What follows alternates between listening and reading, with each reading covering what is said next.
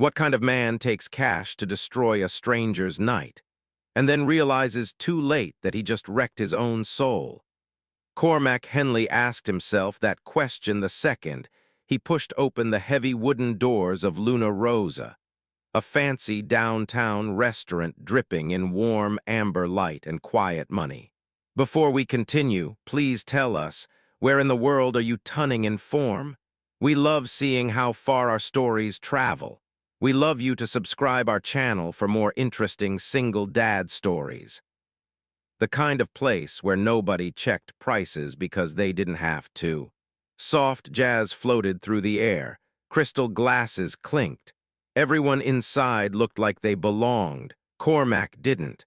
His one decent blue button-down suddenly felt cheap as hell. His palms were sweaty.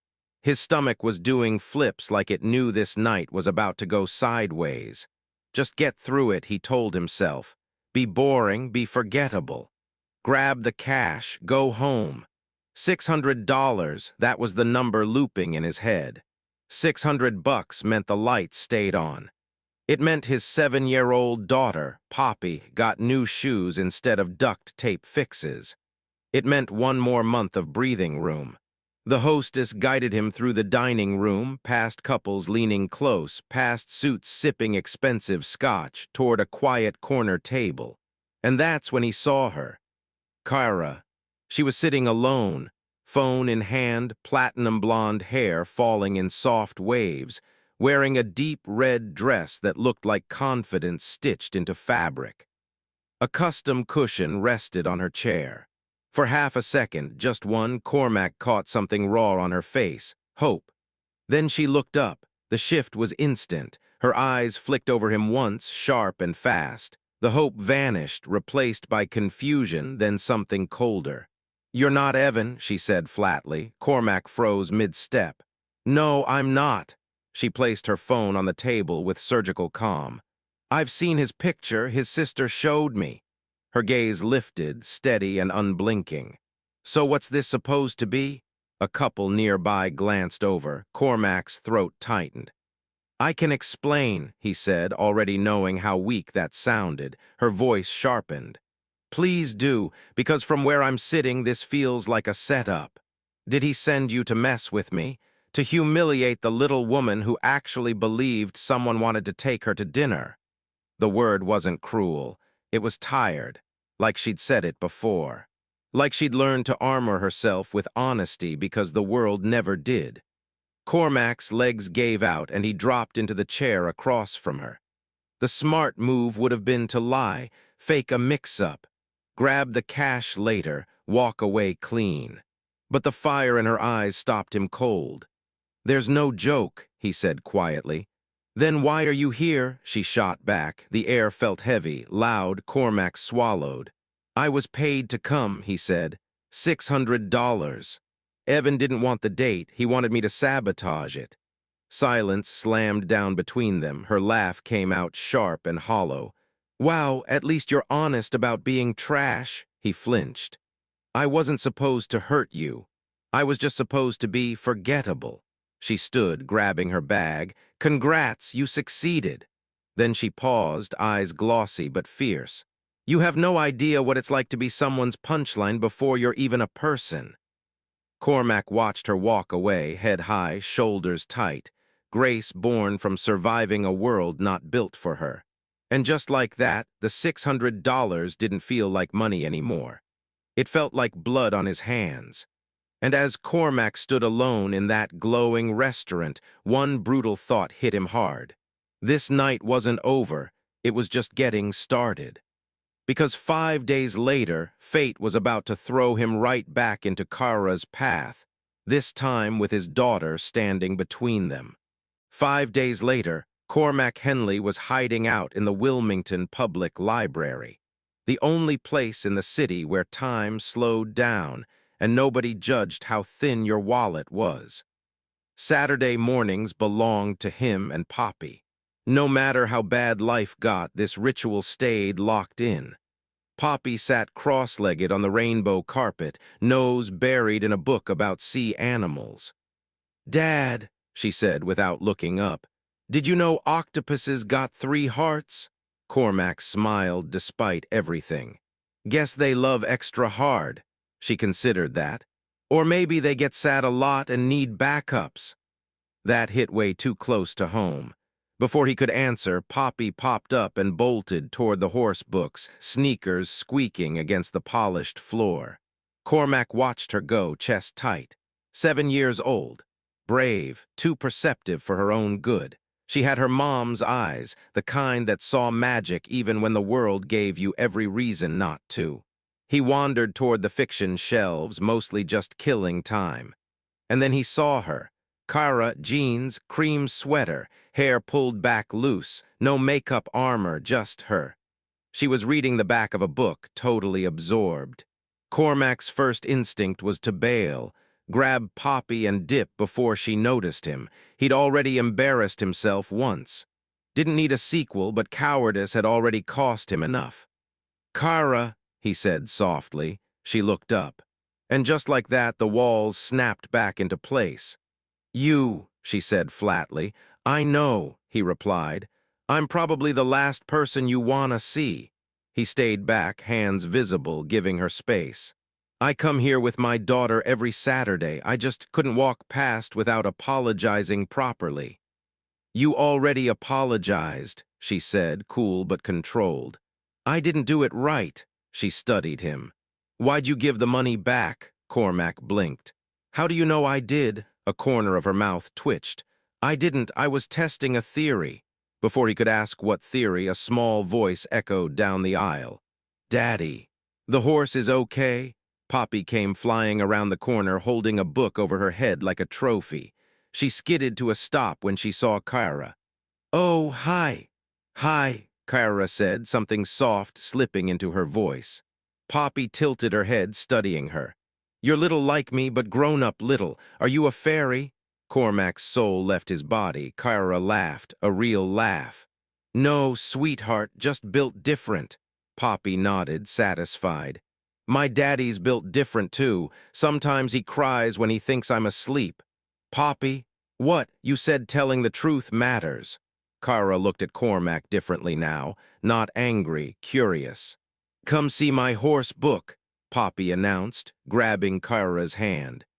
And somehow, just like that, the worst night of Cormac's life cracked open into something else entirely. Because this wasn't a coincidence. And neither of them realized yet how much that small girl was about to change everything. It started accidentally. Then it became a pattern. Saturday after Saturday, they ran into each other at the library. Poppy claimed Kara like she'd known her forever, dragging her into imaginary games, book debates, and beanbag chair negotiations like Kara was already family. Cormac tried not to read into it, tried not to notice how Kara listened like every word mattered, how she never talked down to Poppy, how she remembered her favorite color was purple and always somehow wore something lavender by coincidence. When Poppy crashed into naps, the adults talked, carefully, slowly. Kara shared pieces of her life growing up with achondroplasia, being stared at before being known, learning early how to stand tall without being tall, dating disasters. Men who fetishized her, men who ghosted her, men who thought brave was a compliment. Cormac told her about Celia, about love at 23, about laughter and burnt cookies, about hospital rooms that smelled like bleach and fear, about watching the woman he loved disappear piece by piece while bills piled higher than hope. "She died on a Sunday," he said once, voice steady but eyes wrecked. "Birds singing outside the window like the world didn't care." Kyra reached for his hand. Didn't say a word, didn't need to. Weeks passed, then months. In June, Kyra invited them over to meet her cat, Biscuit. Her apartment was bright, intentional, accessible without feeling clinical. Poppy loved it immediately. "This place is fancy but cozy," Poppy declared. "Like cookies for grown-ups." That night, after Poppy fell asleep on the couch, Kyra finally told him the truth. Her real last name, her billionaire father, the trust fund she didn't touch. "I wanted to be just me," she said quietly. Not a bank account with a body. Cormac didn't hesitate. I care about the woman who helped my kid understand owls, not your dad's net worth. She searched his face, vulnerable. You swear? I don't swear easy, he said. But yeah, I'm not going anywhere. That was the night things shifted, not fast, not loud. Just real, but loving someone with everything to lose is scary, and Cormac was about to find out just how high the stakes really were. Cormac didn't notice the exact moment he fell in love with Kara again. It wasn't fireworks or some movie-style realization. It crept up on him slowly like winter, quiet, inevitable.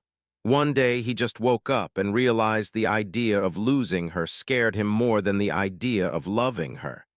That terrified him, because the last time he'd let himself love like this, the universe had ripped it away without mercy.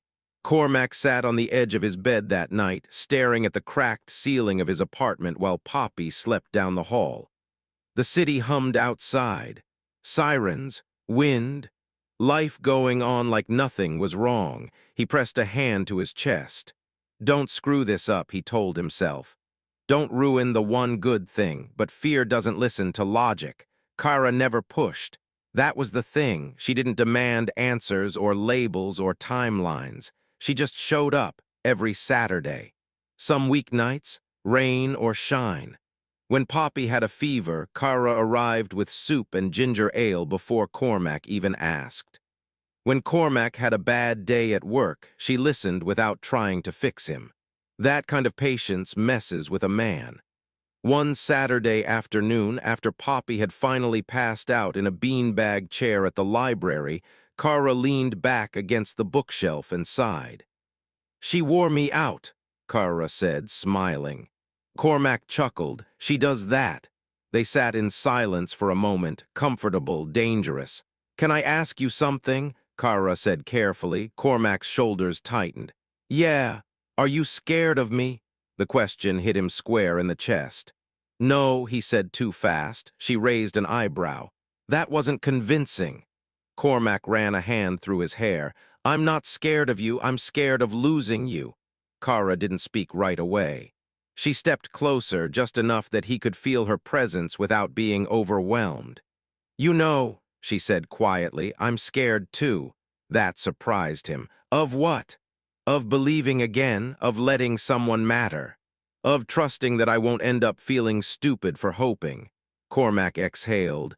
Guess we're both a mess. She smiled softly. Yeah, but at least we're honest about it. The first kiss didn't happen that night. It happened 2 weeks later on a random Tuesday evening, standing outside her apartment while biscuits scratched at the window behind them. No music, no build-up. Just a moment where silence felt heavier than action. Cormac leaned in slowly, giving her every chance to pull away. She didn't. The kiss was gentle, careful, like touching something fragile you weren't sure you deserved. When they pulled apart, Kara rested her forehead against his chest. That took you long enough, she murmured. Cormac laughed breathlessly. I wanted to be respectful.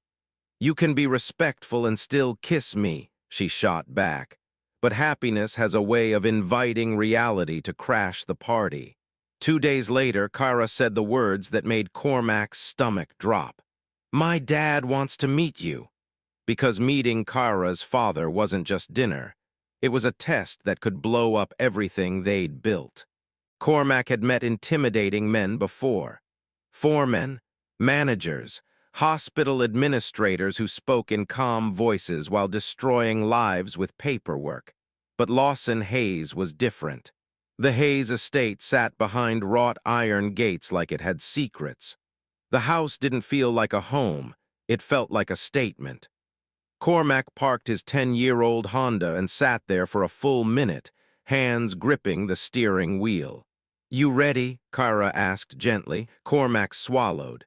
Nope, but let's do it anyway. Lawson Hayes greeted them at the door himself, which already threw Cormac off. He expected staff. Instead, he got a tall man with steel-gray hair and eyes that missed nothing. So you're Cormac, Lawson said, shaking his hand firmly. I've heard about you. Cormac forced a smile. All bad, I'm sure. Lawson's lips twitched. My daughter doesn't waste time on bad men. Lunch was tense, not hostile, not warm, calculated. Lawson asked about Cormac's job, his past, Poppy, his plans. He listened more than he spoke, which somehow made it worse. Then Lawson leaned back in his chair. You understand my daughter doesn't need saving. Cormac nodded immediately. I do. She doesn't need money or status or protection. I know. So what do you think you bring to her life? The room went quiet. Cormac didn't try to impress him, didn't posture. I bring honesty, he said, consistency, someone who shows up even when it's hard. Lawson studied him for a long moment. Then he smiled. Good answer. When they left, Kara squeezed Cormac's hand in the car. He likes you, she said, stunned. Cormac blinked. Seriously, he doesn't like anyone. Cormac exhaled, relief crashing through him. But that night, lying in bed, fear crept back in. Because now this wasn't just about love. It was about family. And that made everything heavier. Because Cormac still hadn't answered the biggest question of all, was he brave enough to commit fully? Cormac bought the ring on a Thursday afternoon he almost talked himself out of. He stood inside a small jewelry shop wedged between a dry cleaner and a payday loan place, the kind of store that didn't try to impress anyone. No velvet ropes, no champagne, just glass cases and quiet lighting. The clerk kept giving him space, probably clocking the way Cormac's hands shook every time he reached into his pocket. This wasn't fear of commitment. This was fear of hope. Hope had burned him before. He thought about Celia, about how sure he'd been the first time, about promises whispered in the dark that life never bothered to keep, about hospital hallways and signatures on forms no one should have to sign in their 30s. Don't do this unless you mean it, he told himself. He meant it. The ring was simple, clean, honest, one stone, no flash. It felt like Kara, nothing excessive, nothing performative, just real. The proposal wasn't planned with Pinterest boards or dramatic speeches. Cormac knew better than that. He didn't need a moment that looked perfect. He needed one that felt true, so the next Saturday he took her back to the library. Kara laughed when she realized where they were. Seriously, this place again? This place matters, he said. Poppy was with his parents for the weekend, which gave the building a strange quiet. The children's section looked smaller without her chaos. The beanbag chairs were neatly stacked. The rainbow carpet felt almost sacred. This is where you gave me a second chance, Cormac said softly. Where my kid trusted you before I did, where I stopped believing I was just my worst mistake. Kara's smile faltered, emotion breaking through. Cormac took a breath. Then another, then he dropped to one knee. People say time slows down in moments like this. For Cormac, it stopped altogether. Kara, he said, voice shaking despite his effort. I'm not the easiest man to love. I come with baggage, grief, and a kid who will absolutely roast me if I screw up. Kara laughed through tears. But you see me, he continued. You don't flinch when things get messy. You don't treat me like I need fixing. You just stand with me. He opened the box. I don't want perfect, I want honest. I want forever that's built on choosing each other even when it's hard. His throat tightened. Will you marry me? Kara didn't hesitate. Yes, she said, breathless. Yes, 1,000 times yes. She dropped to her knees with him, hugging him so tight it felt like she was anchoring him to the earth. He laughed. She cried. Neither of them cared who saw. When Poppy found out later that night, she lost her mind. Wait, like for real forever, she yelled, pacing the living room. Cormac grinned. Yeah, kid, for real. Poppy crossed her arms, nodding seriously. Okay, but I get to help plan. That should have been the warning sign, because happiness doesn't show up quietly. It shows up loud, demanding space, and daring the universe to take another swing. Because the closer they got to forever, The more Cormac realized love doesn't erase fear, it challenges it head-on. The wedding wasn't extravagant. It didn't need to be. They chose a small botanical garden downtown where early spring flowers pushed through soil still cold from winter. The air smelled like rain and possibility, the kind of place where nothing felt staged. Kara wore a cream-colored dress that fit her like it had been designed for her body, not altered, not compromised. She looked radiant in a way that had nothing to do with clothes. Cormac forgot how to breathe when he saw her. Lawson Hayes walked his daughter down the aisle, his posture proud, his eyes suspiciously shiny. When he placed Kyra's hand into Cormac's, he leaned in and whispered, "Don't screw this up." Cormac nodded. "I won't." Poppy was the flower girl and took the job extremely seriously. She scattered petals with precision, tongue sticking out in concentration, as if the fate of the universe depended on it. The guest list was small. No strangers. No obligations, just people who mattered. The officiant spoke about love not as destiny, but as work, as choice, as showing up when it's inconvenient. Cormac's vows were raw. "A year ago," he said, voice cracking, "I was a man running on fumes. I thought surviving was the best I'd ever do. And then you saw me, not who I pretended to be, but who I was trying to become." He swallowed hard. "You didn't owe me grace, but you gave it anyway. I promised to spend the rest of my life being worthy of that." Kara's vows wrecked the entire crowd. "When I met you," she said, tears streaming freely, "I had walls so high I'd forgotten what it felt like to let someone in.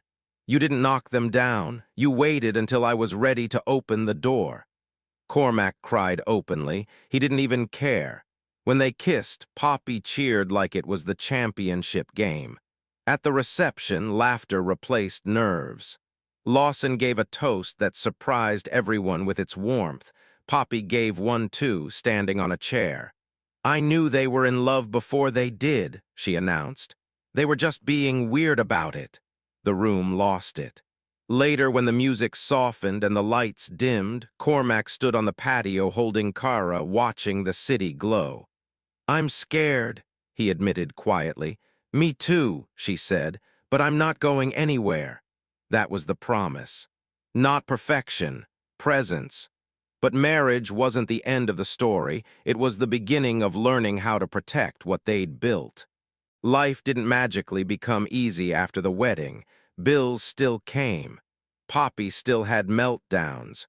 Cormac still woke up some nights reaching for someone who wasn't there anymore. But now he didn't face it alone. Kara learned the rhythms of grief, how it flared unexpectedly, how anniversaries hit harder than expected. She didn't try to replace Celia. She honored her. That mattered more than anything. Cormac learned how strong Kara really was, not the kind of strength people assumed, but the quiet, relentless kind.